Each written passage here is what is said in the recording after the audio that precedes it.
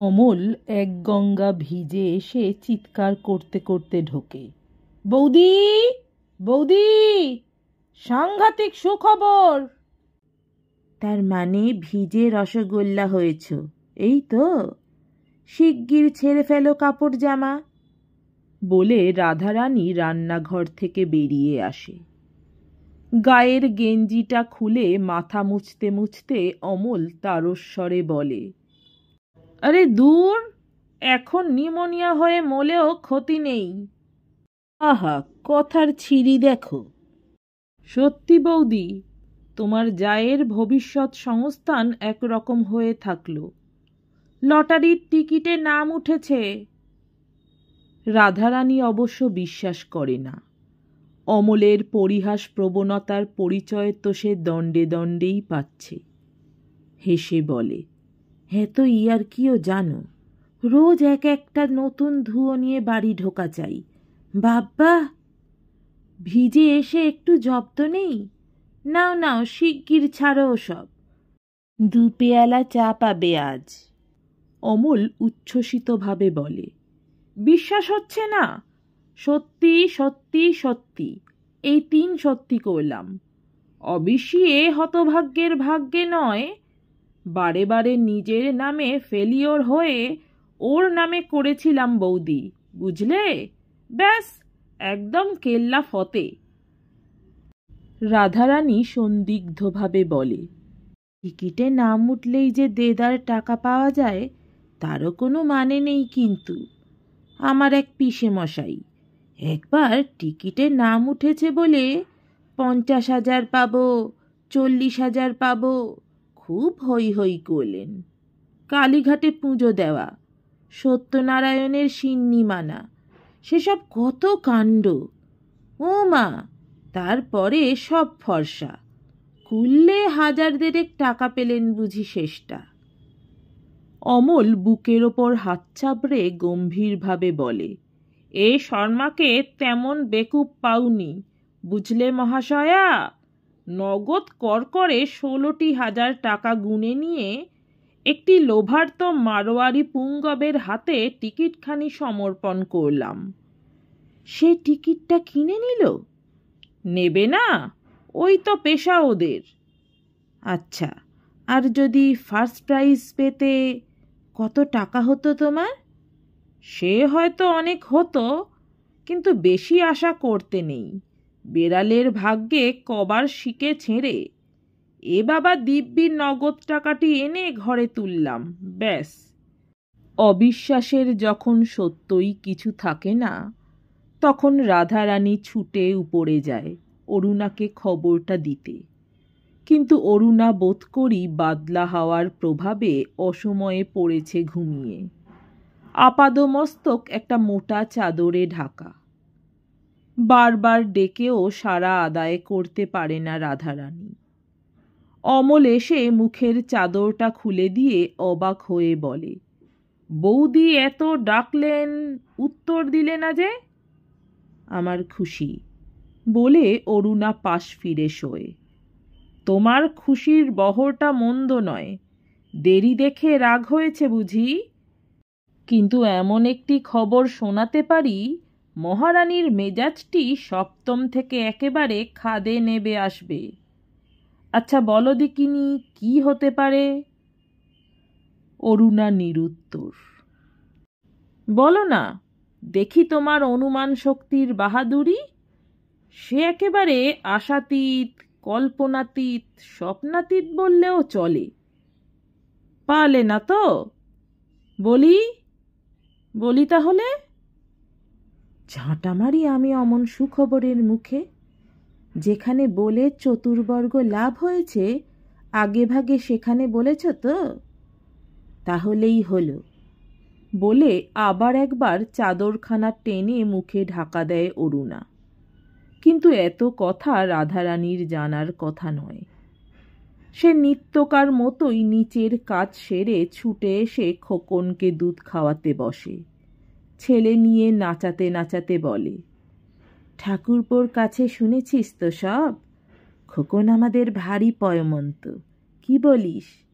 খোকনের পয় না হলে কই এতদিন কি কিছু হয়েছিল?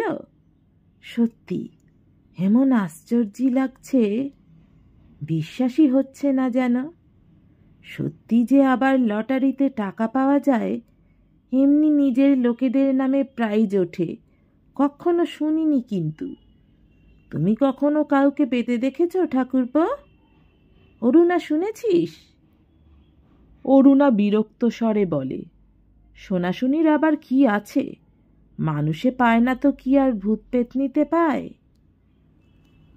রাধারানী মুহূর্ত চুপ করে থেকে মৃদু হেসে বলে, তোর আজ কি হলো বল দিকিন? টাকার নামেই মেজাজ বিগড়ল? হাতে পেলে কি করবি? ভূতে পায় না, মানুষেই পায় মানলাম, কিন্তু পেয়ে যদি মানুষ ভূত বনে যায়, সেও তো আচ্ছা বিপদ। কি বলো ঠাকুরপো? এর মধ্যে আর ঠাকুরপোকে টেনো না বৌদি, ও তোমাদের মধ্যেই সীমাবদ্ধ থাক। মোটের মাথায় উনি আমার সঙ্গেও যা ব্যবহার করছেন দুর্বোধ্য। অরুণার আপাদমস্তক জ্বালা করে ওঠে। এইসব ন্যাকামি ওর অসহ্য। রোশো, এই বাড়ি ছেড়ে তবে আর কাজ। ইচ্ছে করলে কি আর আস্ত একখানা বাড়ি তারা এখন ভাড়া করতে পারে না? রোশো, দিদিকে একটা চিঠি লিখে দেখবে। সেদিন বলছিল যেন একটা বাড়ির কথা। সুখবরটাও দেওয়া হবে। স্বামীপুত্র সবই যদি হাতছাড়া হয়ে যায়, অরুণার তবে রইল কি? দিদি তো ঠিকই বলে, মাগি মন্তর জানে, নইলে আর অমলকে। নিশ্চয় তাই। অরুণা নিজেই কি প্রথম প্রথম কম বশ হয়েছিল?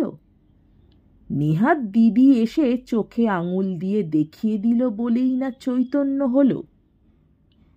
কিন্তু চৈতন্য শুধু একা অরুণার হলেই তো চলবে না, অমলের না হলে? দিনরাত্রির সাধনায় অমলের চৈতন্য সম্পাদনের চেষ্টা চলে, কিন্তু চৈতন্য কি ওর কোনোদিন হবে? এই যে সর্বদা অরুণার ছেলেকে আগলে রাখে রাধারানী, সে কি ভালো মতলবে? বন্ধার ক্ষুধার্ত স্নেহ যে শিশুর পক্ষে কত অনিষ্টকর, সে কথা কি অমল জানে? নিজের ভেবা গঙ্গারাম স্বামীটিকে থো করে রেখে অমলকে নিয়ে এত বাড়াবাড়ির অর্থ কি? অমল কি কচি খোকা? ঘরে কি ওর বউ নেই? অসুখ করলে সেবা করতে জানে না, না খিদে পেলে খেতে দিতে শেখেনি? অমলকে বলা মিথ্যে, সব কথা হেসে ওড়াবে। বলে কি না, স্বামী আর কার তুখর হয়, প্রেয়সীর কাছে সবাই ভেবা গঙ্গারাম। এই আমার কথাই ধরো না। রান্নার কথা, ও কথা আর তুলো না অরুণাময়ী, তবু দুটো খেয়ে দিয়ে বাঁচছি। তোমার রান্না, প্রেমের মহিমাতেও গলাধ্যকরণ করা শক্ত। রোগের সেবা, ঈশ্বর করুণাময়, তাই আজ পর্যন্ত ওই জিনিসটির আস্বাদ পেতে হয়নি। হলে যে কি হতো ঈশ্বরই জানেন।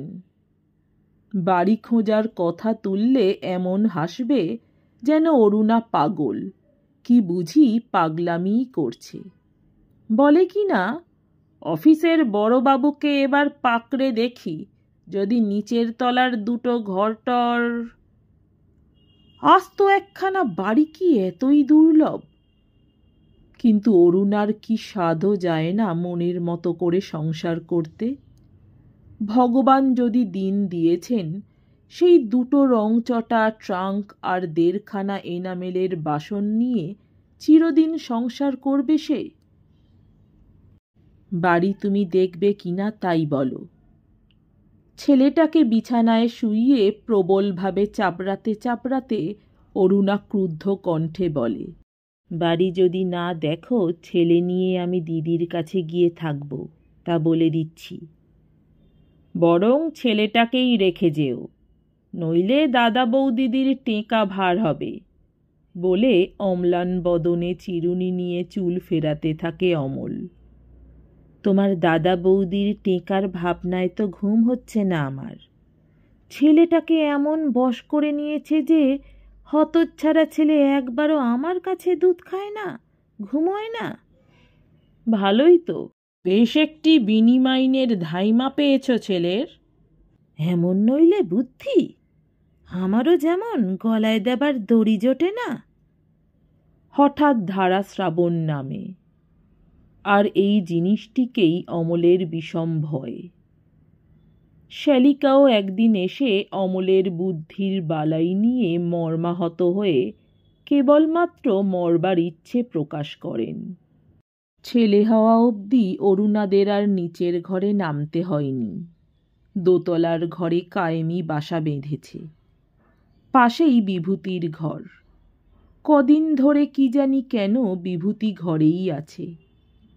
অমল অসন্তুষ্ট সুরে বলে, কথা একটু সাবধানে বলবেন দিদি, ও ঘরে দাদা রয়েছেন।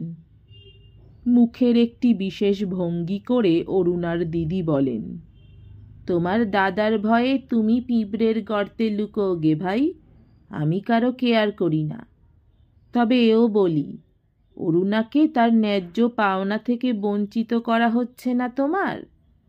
ভগবান যখন দিন দিয়েছেন ওকে, ও কেন পরের একতারে 5 তলানিতে লোকের মুখ ঝামটা খেয়ে পড়ে থাকবে? মুখ ঝামটা আবার কে দিল? কেন, এ বাড়ির খোদ গিন্নি? ওর ছেলের যত্ন ও বুঝবে না, বুঝবে পাড়ার লোকে। দেখে শুনে মরি। অমলের পিত্তেশ করিস নে অরু, তোর ভগ্নিপতিকে বলবো বাড়ি দেখতে। এ বাড়িতে কত ভাড়া দিতে হয়? অমল মুচকে হেসে বলে, আপনার বোনকেই জিজ্ঞেস করুন, কত দিতে হয় অরুণা? অরুণা মুখও তোলে না, কথাও বলে না। কিন্তু অধ্যবসায়ের ফল কিছু আছে বই কি। অরুণার দিদি বাড়ি জোগাড় করেন।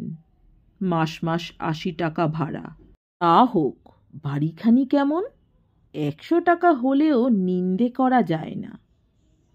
আসবাবপত্র সাজিয়ে গুছিয়ে সংসার কেমন করে করতে হয় একবার দেখিয়ে দেবেন তিনি। অরুণা শুধু টাকা ফেলে খালাস। অরুণা আজকাল প্রায়ই ছেলের কাজগুলো নিজের হাতে এনে ফেলেছে। আজও ছেলেকে তেল মাখাচ্ছিল। অমল গম্ভীরভাবে এসে বলে, তোমার দিদি তো আচ্ছা ফ্যাসাদ বাঁধিয়েছেন দেখি। কে ওকে সর্দারি করতে ডাকে? যার দরদ থাকে তাকে ডাকতে হয় না। কেন, কি তোমার পাকা ধানে মই দিয়েছেন তিনি? সে তুমি বুঝবে না, কিন্তু দাদাকে ছেড়ে যাওয়া এখন সম্ভব নয়, সে তো জানো। জানি বই কি। অরুণা জ্বলে ওঠে। উনি বুড়ো বয়সে সাহেবের সঙ্গে ঝগড়া করে চাকরি খুইয়ে বসে আছেন। এখন তুমি ওর সংসার পোষো আর কি। সেই জন্যেই আরও যাওয়া দরকার। আমার ওই টাকা কটা দিয়ে আমি ভূত ভোজন করাতে পারবো না। অনেক নতুন নতুন কথা শিখেছ তো, বলে অমল চলে যায়। কিন্তু অরুণার মতলবে বাধা দেবার চেষ্টা আর করে না। একসঙ্গে দরজায় অরুণার ভগ্নিপতি ও ঠেলাগাড়ির আবির্ভাব দেখে রাধারানী বিস্মিত হয়ে প্রশ্ন করে, গাড়িতে কি হবে রে অরুণা? দেখতেই তো পাচ্ছেন বাড়ি উঠছি। বলে অরুণা একটি ঝুড়ির ভিতর বাসনপত্র চাপাতে থাকে। বাড়ি উঠছিস? রাধারানী মিনিট খানেক স্তব্ধ থেকে ধীরে ধীরে প্রশ্ন করে, আগে তো কিছু বলিসনি। আমার বলার অপেক্ষা কি? আর একজন তো 24 ঘন্টাই সব খবর দিচ্ছেন। নতুন বাড়িতে অরুণার দিদি সব গোছগাছ করছিলেন। ব্যস্তভাবে অভ্যর্থনা করেন, আয় অরু, এসো খোকন বাবু। কিন্তু অমল কই? অফিস গেছে। আজকের দিনে অফিস? অফিস এবং অফিসের বাবু সম্বন্ধে অনেক বাক্যবান প্রয়োগ করে দিদি বলেন, অফিস ফেরত এখানেই আসতে বলে দিয়েছিস তো, নাকি ভুলে? অত ভুল আর হবে না। কি চমৎকার বাড়িখানি ভাই। এই তো তোর ভগ্নিপতির এক জোড়া জুতোই ক্ষয়ে গেল। হ্যাঁ রে, আসবার সময় ওরা কি বললে টললে? সে আবার আচ্ছা জ্বালা।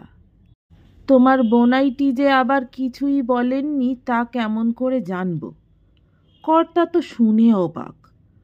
শেষে ছেলেটাকে কোলে নিয়ে কি কান্না, এমন অস্বস্তি হচ্ছিল। আর গিন্নি? তার কথা আর বলো না। খোকনকে একবার কোলে নেওয়া নেই, চোখে এক ফোঁটা জল নেই, কাঠ। ঘটা করে আমাকে এদিকে চুল বেঁধে আলতা পরিয়ে সিঁদুর ছুঁইয়ে দেওয়া হলো। এ বেলাটা দিদিই রান্না করলেন। অরুণা সন্ধ্যাবেলা গা ধুয়ে একখানা ছাপা ছিটের শাড়ি পরে ছেলে কোলে নিয়ে বাইরের বারান্দায় বসল। পথ চলতি লোকের মাঝখান থেকে কখন আবির্ভাব হবে তার প্রিয় পরিচিত মানুষটির। রাধারানীর আওতা থেকে দূরে এসে নিঃশ্বাস ফেলে বেঁচেছে সে। স্বামীকে সম্পূর্ণ করে পাবে এতদিনে। কিন্তু আসবে তো? ইস, আসবে না বই কি। এই এত যে ঝগড়া, কই অরুণাকে ছেড়ে একটা রাতও। মৃদু হাসির রেখা ফুটে ওঠে মুখে। পুরুষ মানুষের দুর্বলতা কোথায় সে কথা তার জানা আছে। কিন্তু কই অমল? ঘড়ির কাঁটা যে যত ইচ্ছে সরে যাচ্ছে। ছেলে ঘুমিয়ে পড়েছিল। আস্তে তাকে তুলে শুইয়ে দিতে গিয়ে হঠাৎ শুনল নিচে অমলের গলা। ধর্মর করে উঠে দাঁড়িয়ে কেশ বেশে আনল একটু নতুন সংস্কার। ঠোঁটে কৃত্রিম অভিমানের ভঙ্গিমা। এতক্ষণ অরুণা পথের ওপর চোখ পেতে বসে রইল, আশা হলো না। আর এখুনি অমনি বা। ও নিচে নামবার আগেই অমল উঠে এসেছে। বাহ, ইতিমধ্যেই বাড়িটারি গোছানো কমপ্লিট। কাজের মেয়ে তো। খোকন ঘুমোচ্ছে? এ ঘরটা কার? তোমার বুঝি? অরুণা মুচকি হেসে বলে, হ্যাঁ আমাদের। কিন্তু আজকে গুড়ে বালি। দিদি রাতটা থেকে যাবেন। দুই বোনের এক জায়গায় ব্যবস্থা। তোমার বিছানা ওই পাশের ঘরে পেতে রেখেছি। আমার বিছানা? অমল যেন আকাশ থেকে পড়ে। আমার বিছানাটাও এখানে তুলে এনেছো নাকি? কি আশ্চর্য! এই রাত্রে আবার বিছানা বওয়াবে? আমার কাপড় জামাগুলো এনে বসে থাকুনি তো? এনেছো? কি সর্বনাশ! তাহলে তো দেখছি নিজের ঘাড়ে কুলোবে না, গাড়ি ডাকতে হবে। এত কাজ বাড়াতেও পারো? আহ! তুমি তাহলে এ বাড়িতে থাকবে না? আমি? পাগল হয়েছ?